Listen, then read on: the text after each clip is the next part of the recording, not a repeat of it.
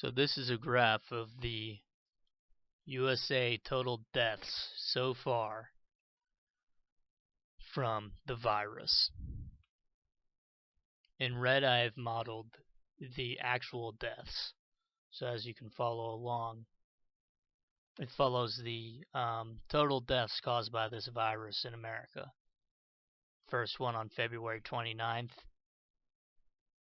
and how it has increased to over 500 deaths. In blue, I have a trend line model to estimate the continued growth rate of this mortality, total mortality from the virus. As you can see, by March 31st, going into April, we may have around 5,000 total dead. In green, I've modeled the daily deaths, so it's simply this number minus this number.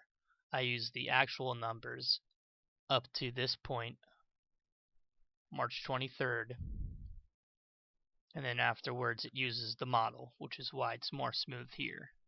As you can see, bounces around a lot and then becomes more smooth. Once we go through the next week or two, this will also continue to bounce up and down, but we'll see how this model predicts it. As you see on the blue graph, it has a slight curve to it. I did this because the actual seems to have some sort of slight curve to it upwards, meaning it's accelerating faster than a normal exponential growth, which would normally see a straight line in the log scale. I'll show the equation I used for this modified exponential growth here.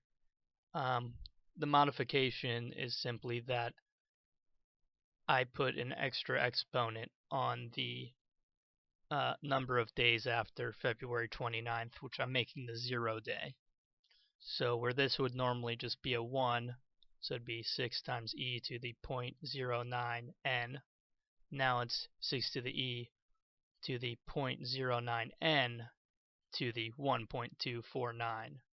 This is what gives this curve. Usually this would be a straight line if n was simply to the 1.